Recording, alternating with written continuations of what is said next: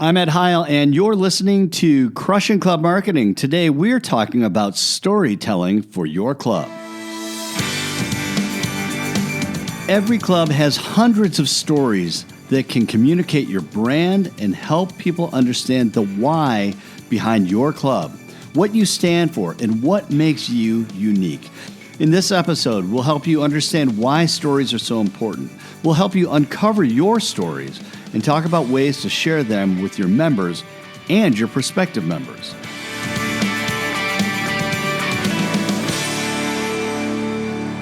Well, thanks for listening in today. I'm Ed Heil, and today I'm going to be solo casting, which means I'm a solo act, which means I hope I'm able to keep your attention for the entire episode, and hopefully we will. It's a good conversation around storytelling for your club, and it's a talk that I'm very familiar with, and I've had the opportunity to share with people in various venues in the club industry, and so we're going to cover a lot of ground today. We are going to talk a little bit about why storytelling and what it is about storytelling that has becomes, what's made it so popular in some ways in the marketing world, and why does it matter to your club?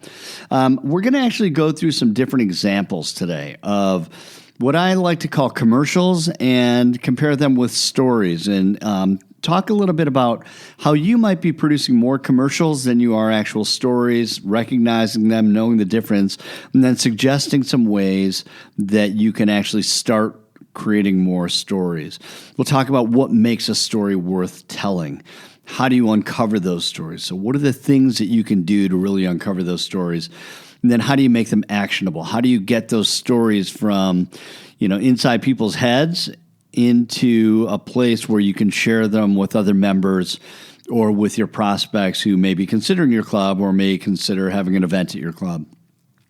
Lastly, we're going to talk a little bit about distribution of the stories as well. So where do the stories go? Where do you put them? Once you've found these great stories, now what? And then how do you make them really work for you? So we'll touch on that as well. The intent today is to help introduce you to the concepts. We won't go super deep into any of the areas, but hopefully enough that will help you to put some things in action and get some things in place. So let's start from the top with storytelling.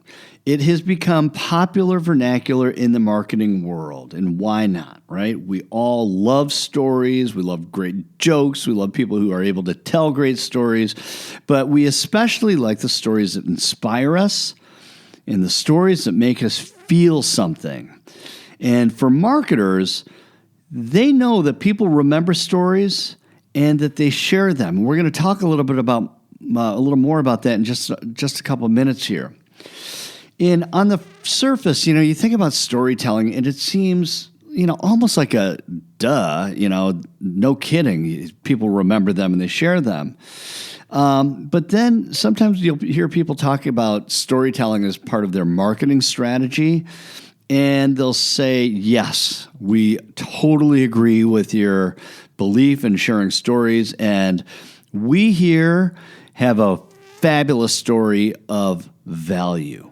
We have a fabulous story of variety. We have an unbelievable story of activities. Boy, we have a fantastic story to tell about our membership, okay? And a lot of times, they aren't really stories. I mean, I don't know about you, but these are not the kind of stories that, make you, happy, sad. They usually don't evoke an emotion. I mean, I don't know about you, but I have not read a book or ever seen a movie that was a memorable story of value.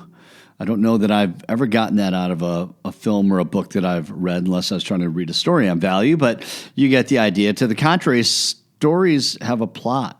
Stories have a main character, right? And those kinds of stories that have conflict and resolution with their main character, they are memorable if they're told well, and they can even be highly emotional.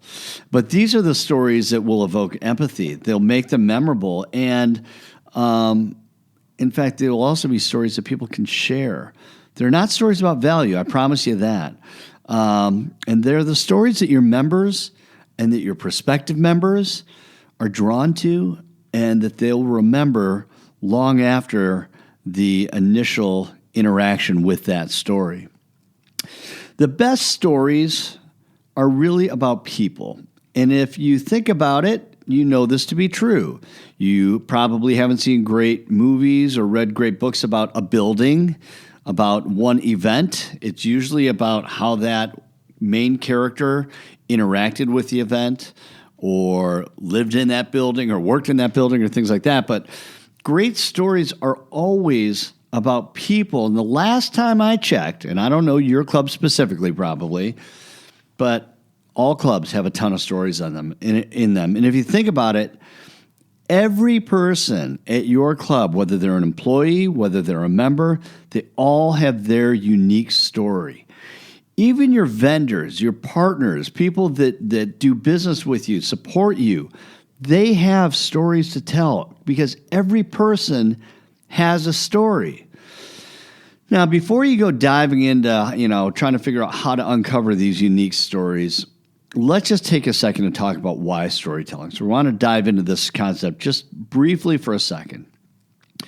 One of the reasons that storytelling has become so popular in marketing, so many people talk about storytelling, is that we remember stories better than we remember marketing messages. Since the beginning of time, we've passed stories from generation to generation to generation.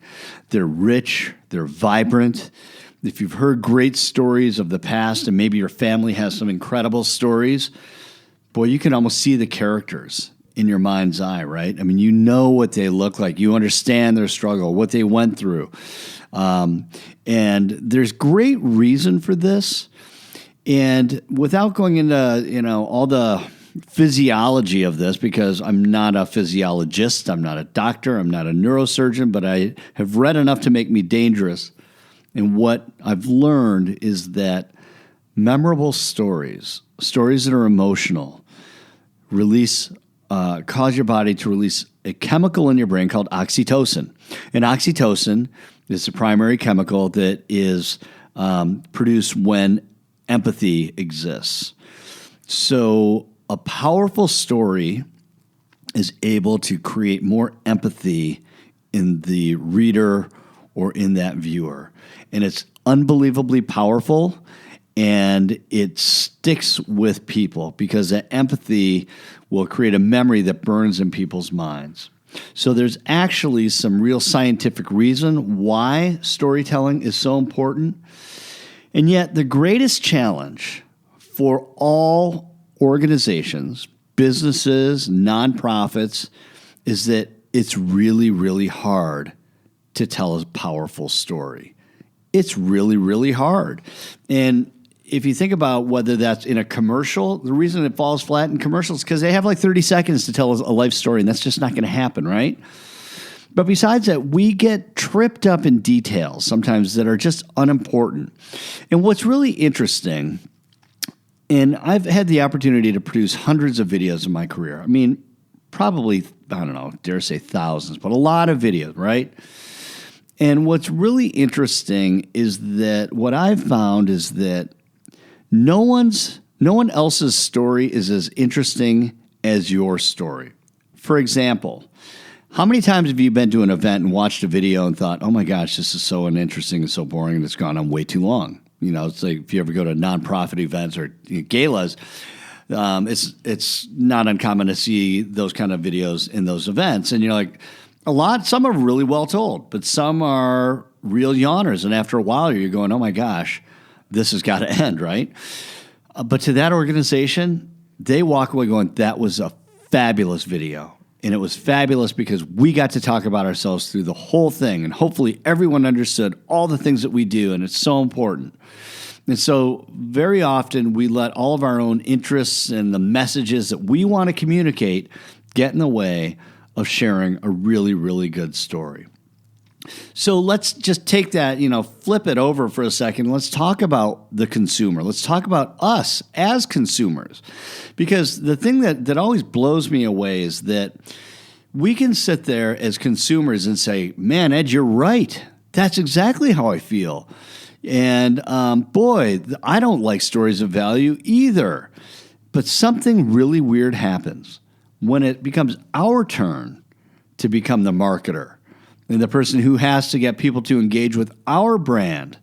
We do all sorts of crazy stuff, don't we? We start thinking, oh man, we got to tell them about this.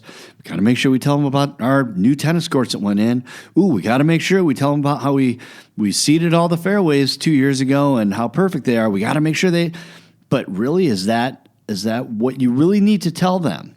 Because you and I both know that when you get down to it, and I've had these conversations with you before or with people who know you, you say this: it's about our people. Our membership is about relationships, and it's about building those relationships. And if that's the case, and you know that to be true, like you really know this, then why aren't we creating more stories that help people engage and get to know each other in a deeper way so that there is a foundation for really strong relationships? Instead, what a lot of clubs do, and it's, again, this is something that all businesses do, we focus on events, we focus on things, we focus on features, but we really don't focus on the relationship. So that's where stories can be super, super valuable. So I talk about commercials and I talk about stories. I talk about marketing BS. And marketing BS is something that I think of it, which is just like, it's not a real story. It's just someone trying to sell something. And what I know for a fact is that we as a society have become really, really good at sniffing out marketing BS. And the funny thing is that media has trained us this way. When I was growing up, and I'm 52 years old, when I was growing up, we would watch television shows, right, with commercials. And what we did is we'd watch the show, and then when a commercial came up, that's when we would go to the bathroom, get something to eat, run upstairs to our bedroom and get something that we need, or a blanket or slippers or whatever that is. It's a time where you left the programming, right? And so today, we know very clearly what a commercial is and what the actual story or what the actual content, what the actual show is. I know it sounds super remedial, but again, we have this tendency as marketers, not just in club marketing, but in all marketing, to want to sell and want to produce commercials rather than to tell stories, rather. So one of the things that I'd like to have you do is make a goal for yourself, and make it a goal for your internal and external communications to be more stories, to create stories that actually make your audience, whether that's your members, whether it's prospective members, make them want to read your content. Make them want to say, oh, wow, who's going to be featured in the member spotlight this week? Who's going to be featured as part of that Mother's Day story that we always do? Who's going to be featured as the recipient of a certain award that we give out every year? I'm just making up stuff, obviously. How do you do that? How do you create that kind of interest level in your membership or even in prospective members? We'll get into some of the prospective member stuff in a little bit later. Because the hard thing is today, so much club communication is filled with commercials. And they're disguised with fancy graphics and long explanations of the events and what we're going to do and what we're going to have. And the Easter Bunny's going to show up, and then we're going to have a helicopter drop, goodies from the sky, and the kids will go nuts, and everyone will be happy, right? And we'll just show you pictures from last year's event and hope that that's enough to really make you care a lot. It's nice information. It's great to know that the helicopter's coming again. Hopefully it doesn't crash. It's great to know that we're going to have this thing, but it's not engaging and it's not sharing stories. So how do we do this? I've got a couple of examples I want to share to help frame this up for you. And In this example, I'm going to talk about stories being the real content, the thing that we could really be writing about and sharing. And then the commercials, which is more of what probably a lot of us do today, and maybe a different treatment of it. And let's use the newsletter as a backdrop for it, okay? One of the things that you see, especially here in the north around the springtime, is signing up. Sign up for junior golf. Sign up for lessons. Sign up for a golf camp. I mean, what parent isn't thinking about the activities they're going to get their kids involved in, right? So, hey, if you haven't signed up, make sure you do that, right? And we'll have nice pictures of the kids and show that there are a lot of kids out there and things like that. That's awesome. And it's important information that people need to know. But what if we did this? What if as part of that, so the commercial for the summer golf camp lives off to the side, but there's a piece on Abby Johnson, and Abby is the daughter of Bill and Sarah Johnson. And Abby actually grew up in our golf program. And you know what? Abby won the state golf tournament, or Abby earned a scholarship to play golf at, enter name here, local college or university. And maybe it's not that grand. Maybe it's Abby grew up in a junior golf program and is now the CEO of a company. This is how valuable golf was to her. And you tell her story, not Abby, you tell, it could be Abby, but you tell that person's story. So there are different levels of storytelling in that, and whether it's a child who's super successful or someone who's aspiring. But the idea is to connect that commercial, or what is essentially that event, with an actual person at your club. I'll give you a staff example. This is an example that I saw, that I came across while doing a workshop for a club in New England last year that I thought was just terrific. And there are two gentlemen who work in, as part of the kitchen staff, the dining staff. But they are, one was like a sous chef, and another person was working in the kitchen in some capacity. But they didn't know each other before they got to the club. But it turns out that the two men were from the exact same hometown in South America. And they just happened to end up at the same club. And the chances of these two both making it out of their community and living and working in the United States was remarkable. And that they ended up in the same town at the same club was really, really unique. Great story that had been untold. And because people knew it was cool, but they didn't really see it as being a story. We'll talk about recognizing stories in a second.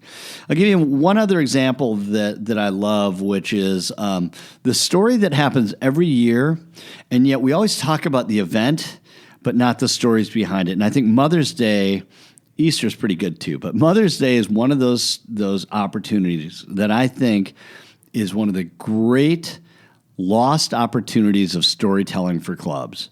Here's why. Everyone loves a story about mom. Everyone loves a story about someone's mom. So we know that your club is going to have a Mother's Day brunch because it always does. It always has and probably always will, and that's great. And maybe you have some new wrinkles every year. Maybe there's something that you do different in the event.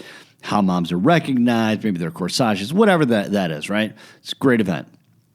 But rather than having some of those details in the newsletter that, hey, join us for Mother's Day brunch, it's going to start at 8 o'clock or whatever, run till 3 or 10 to 3 or whatever that is, right? You're going to have that information as a commercial. It'll live off to the side. Maybe it'll live at the bottom of the story, but it'll be somewhere that's visible so people can't miss it and they know that you're having it. Because, my gosh, the last thing you want to do is, not let people know when it's happening, and that's important information. Yet the story opportunity might just be, let's stay with the Johnson family, shall we? Sarah Johnson. We want to do a story on Sarah Johnson because this has been an exceptional year for Sarah Johnson. She has battled more adversity, overcome more difficult situations in this past year, and we salute Sarah because of all that she's endured, all that she's been able to accomplish, all that she survived, whatever that case may be, whatever that storyline is. You could take nominations from members for who this person should be in the newsletter, but you write that story about Sarah. You're not writing it about 5 moms. You're not writing it about 3 moms. You're going to focus on one mom, and you're going to tell that story really, really well. And you're going to make people who read that go, wow, I can't imagine what that must have been like for her. And you know what? Maybe you know Sarah at the club, but maybe you don't. And if you don't know Sarah, there's a very good chance that the next time you see Sarah, you're going to say, wow, we've not met before. I'm Ed. I just want to tell you, I read that story about you, and I was crying at the end of it. Man, that was something else. And you know what? There's going to be a different level of relationship between those people going forward. There'll probably be a different level of appreciation for that person, for Sarah, going forward. But the point is, it's an opportunity to really help people to get to know your membership in a different way. Hang on to that example. I'm going to come back to the Sarah Johnson newsletter story when we get to distribution, because that's a story that has legs that go well beyond your club, that go out into the community, that go out into your referral network. So we'll come back to that one in a couple minutes. So let's go to storytelling in general and the elements of a really, really good story, okay? All great stories share some common characteristics, and you know what they are because you've seen all the movies, but maybe haven't labeled them. They all have one main character. That's why we have a Best Actor award. That's why we have a Best Actress award, because there is one character that the story revolves around. There are supporting characters or a supporting cast. So that's why we have at the Oscars Best Supporting Actor or Actress. There's conflict or there's tension. There's some level of angst that's in that movie. And whether it's a comedy or whether it is a rom-com or a drama, there is some level of conflict or tension. It is the thing that makes you stay engaged with the movie. It's the element that makes you say, how is this going to end, right? It's the conflict or the tension. Then it's conflict resolution.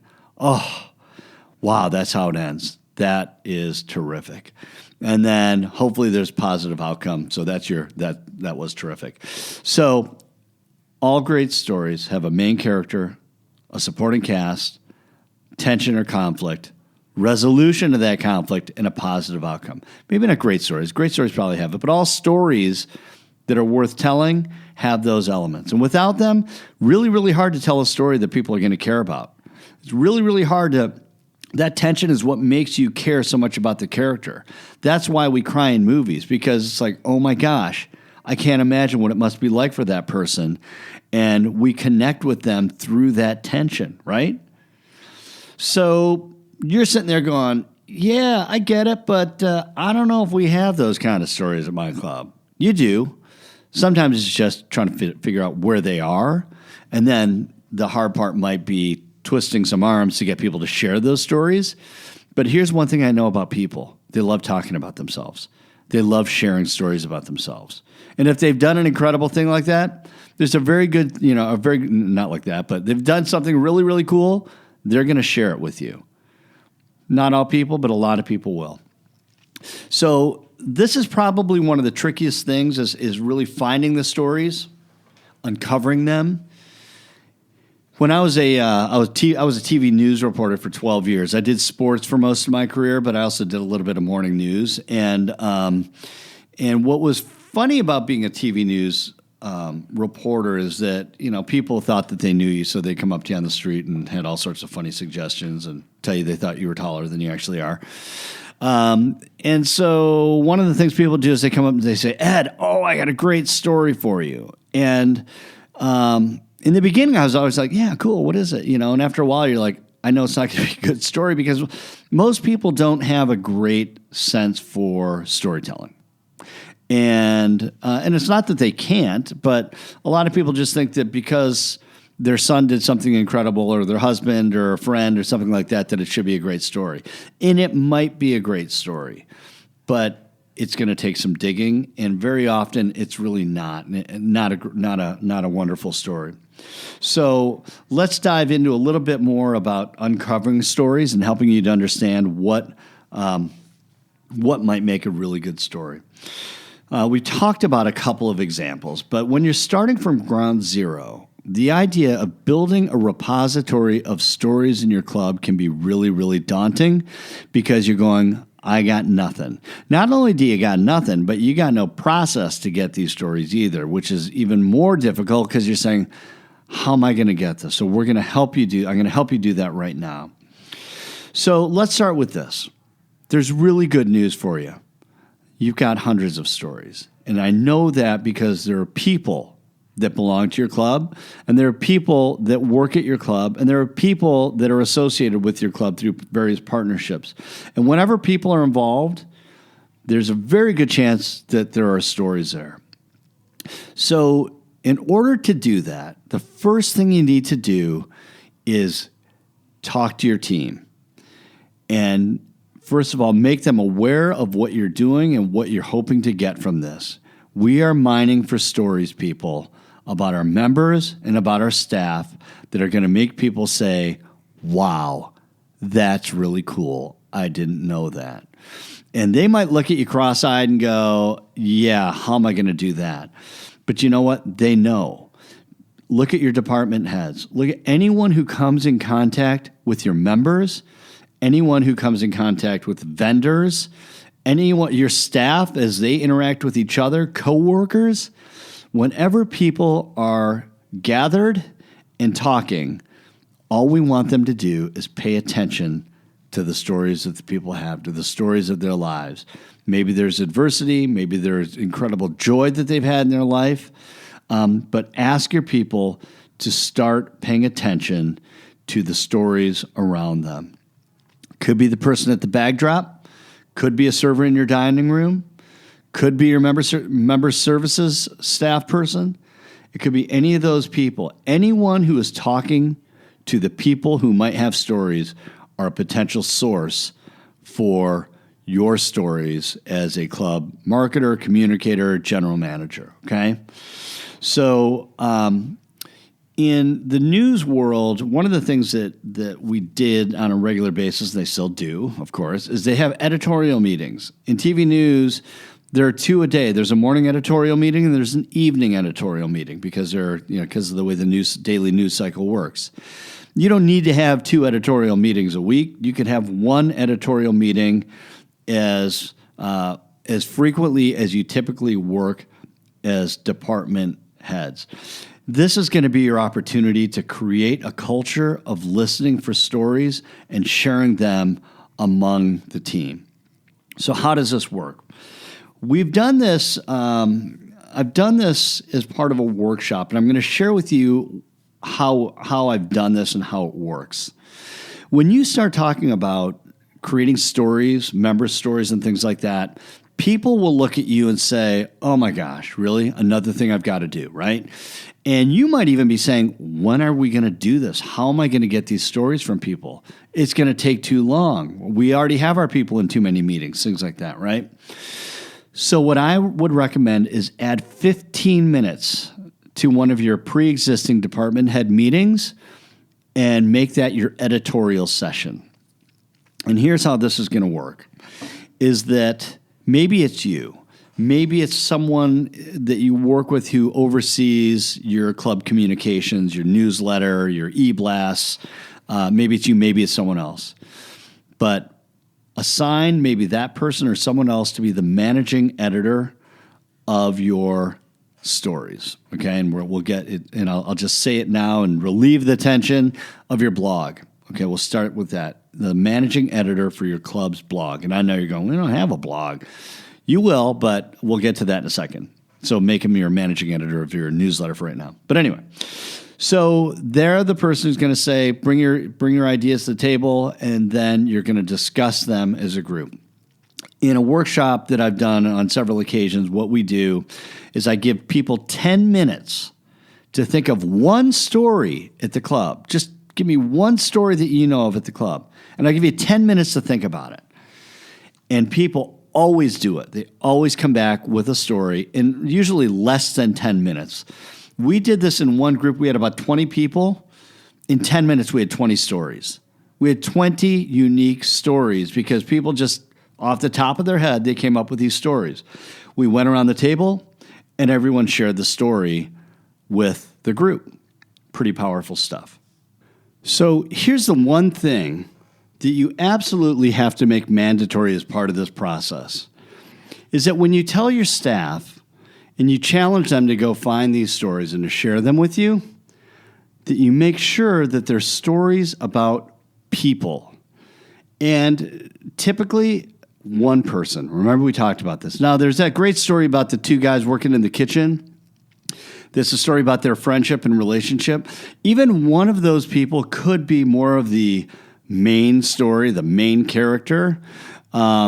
And I'll go to the person who maybe had the most adversity in their journey. But regardless, it's got to be about a person and not about, I just want to, the renovation project is finally wrapped up, and it was a team of people who chipped in.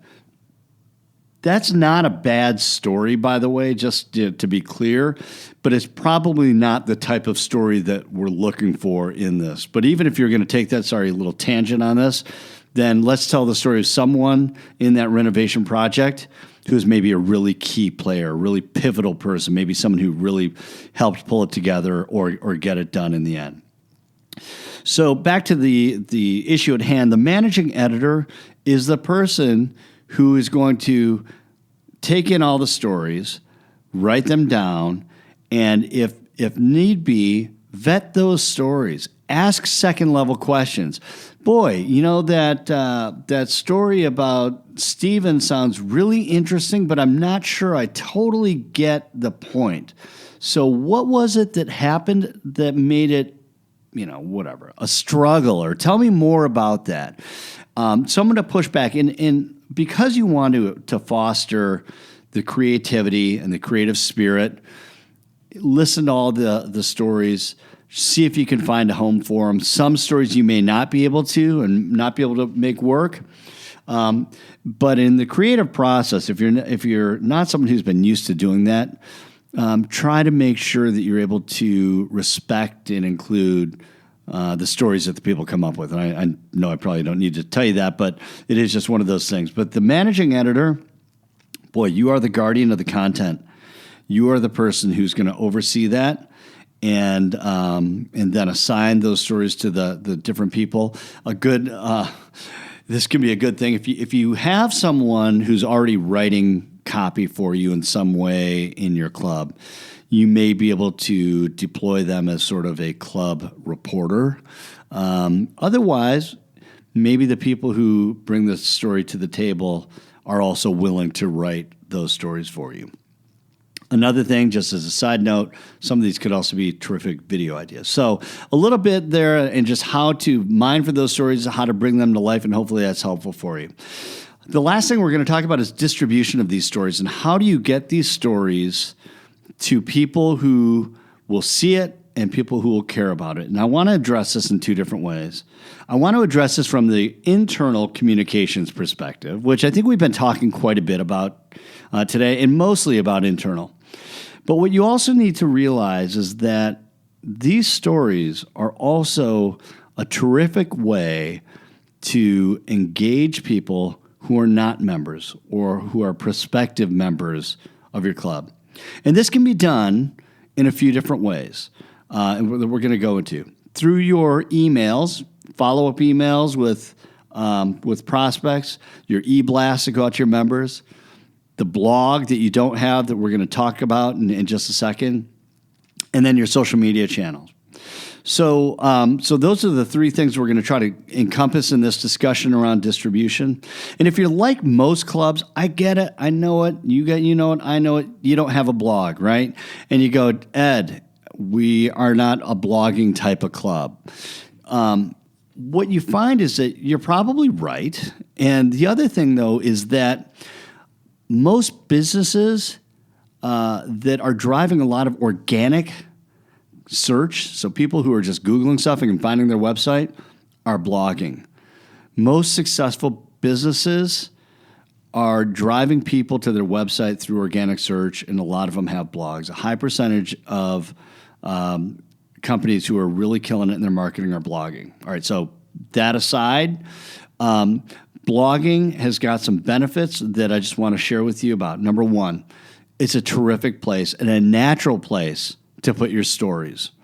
If you are a club that is actively trying to drive new membership, trying to hit revenue targets for event business, wedding business, as I mentioned, your golf, social memberships, a blog is a fantastic place to put information, content, stories, etc., in a location where people may find them by searching for the things that you do.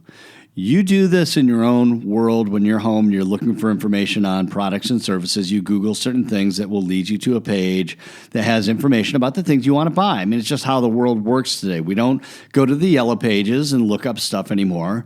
We go to Google and we look things up. So organizations that blog on a consistent basis have a better chance of being found for the things that they want to be found for. For example, best club in the metro area, best family club, junior golf for children, best places to host a wedding, romantic settings for weddings, things like that, whatever. Things you want to be found for. If you blog about those topics or related topics, you have a better chance of being found than your competition does. Really, really cool. So it has again, it's a home for your stories because those stories can have search benefits. The other thing is once you have that content on your blog, once you have those stories on your blog, what we highly recommend all clubs do is take those blogs and use those in your social media platforms, primarily in Facebook. So if you have a Facebook page that's public facing, take that story about Sarah Johnson and that incredible year she had and how difficult it was. And on Mother's Day, or maybe the day before Mother's Day, you say, here at Bushwood, we value all of our members, and today we salute all of our moms, especially Sarah Johnson. And you have a link to the blog, and a nice image of Sarah's going to pop up. And what happens then, you all know how this works, is when we tag Sarah, it's going to go to Sarah's network. So all of Sarah's friends are going to see that, oh my gosh, there's a story about Sarah. So they're going to click on it. I would venture to guess that not all of Sarah's friends are only at the club, and there are people that know Sarah that don't belong to your club that would read that. And you're going to position that story in a way that shows great gratitude and humility for the club. And people will think, wow, that is so cool that her club recognized her in this way. And they're going to share it with people. They're going to like it. And that post is going to get more visibility. Really, really cool, really powerful, and a very simple way to take that one story and give it a lot more power. At the same time, like I was saying before, it lives on the blog. It's going on the Facebook page. So other members who may have seen Sarah, they know Sarah, they've bumped into her, or they know her husband, or whatever the case may be, there's a very good chance that when they see that post on Facebook and they read it, they're going to go up to Sarah and stop her and say, hey, I just saw that story about you. That was unbelievable. Man, thanks for inspiring me in such an amazing way, right? That's what you hope is going to happen from those stories. The other thing that from a distribution standpoint that you should keep in mind with a blog and why blogs are so powerful is that it becomes this receptacle of information. It becomes this like resource. It's like, imagine a digital brochure library that is filled with amazing stories of people at your club. And so let's just say that, you meet someone who, we'll stick with the Sarah Johnson theme, even though it's maybe a little bit different. But let's just say that you have a club that comes through someone who comes through the club, a couple that comes through the club, tours your club, and the guy is all gung-ho and he's giddy and he really wants to join, and his wife is maybe saying, I don't know, this isn't really my thing. I'm not like these people. They're all stuffy. They're all snobby. This isn't the right place for me. I wasn't a country club person. I don't feel comfortable here. I'm not going to fit in, right? And you know this because you're talking to them and you read her body language, and then they leave. And as a follow-up email, you say, hey, you know what? I'm going to share with them this Mother's Day story. Maybe they came in just before Mother's Day. And you sent a note to, let's call them Bob and Christine. And you say, Bob and Christine, thanks so much for taking the time to come and visit us at Bushwood. We certainly hope you enjoyed the visit. I know that I enjoyed meeting with you as well. I know you have a lot of questions still about whether this is the right place for you and whether club life is for you or not. But I did want to share with you an amazing story of one of our members that I think you would relate to in a way, because like you, she has 3 children and is a mom that we value so deeply here at Bushwood. I hope you enjoy the story. You have the link, and they can then read it. And maybe Christine says, wow, that's really cool. Maybe they're not so snobby. Maybe that's not such a bad place. Maybe I just prejudged them just a little bit too quickly. So your blog content, the stories that you write for your blog, you take the hyperlink, you take the URL for it, you hyperlink it to text or in an email, you embed it, right? And you send it to people through emails. So your stories are able to live in several different ways. First and foremost, in your blog. They can also live in your newsletters, right? So if you're going, Ed, that's a bunch of hooey, we're not starting a blog, that's fine. Put them in your monthly, quarterly magazine or your, whatever kind of publication you have. Put it in there. But the point is, if it's digital, it's going to get shared, and it makes it really, really versatile. It will help you with organic search traffic, and those pieces can also be used as marketing collateral. And they can also be used as great social media content that can be shared through channels like Facebook that are so popular in what is most likely a target demographic for your area. Hopefully, this makes sense. If it doesn't make sense, then I would welcome any conversation around this. And if there's a way that I can help you to execute this, ways to help you ideate this, ways to help you by coming and speaking to your team, I'm happy to do that. You can reach me at ed@storytellermn.com. Again, that's ed@storytellermn.com. And I'd be happy to go into greater detail with you. Just keep in mind that the content that you're creating is a story. Try to make sure you think about content that you're considering for your communications and say, is it a story or is it a commercial? If it's a commercial, is there a story there? Can we go find a story? Leverage those editorial meetings, see if you can get those going, and make sure your people are focusing on the people and not just their activities and events. People who run departments like to promote their events, right? Have them think about the people who they want to have attend, and then find the stories that will be most interesting to those people. You can build powerful relationships through content, especially the content that connects with people's heart and with their mind. And content that is memorable and shareable. You can do this, and you can create a culture of sharing and engagement that is facilitated through some of these channels. So I hope that you find this helpful. I hope that it was a good investment in your time today, or as part of your workout. If you're on the treadmill, hopefully you had a good workout today. Next week, we are going to sit down and talk to Kevin McDonald. If you're a general manager, you're probably familiar with Kevin McDonald and his work. He is a fabulous speaker, and we're going to talk about communication. We're going to talk about ways to get what you want out of your career and out of the people that you work closely with. Thanks so much for joining us. We look forward to seeing you next time, and in the meantime, keep crushing your club marketing.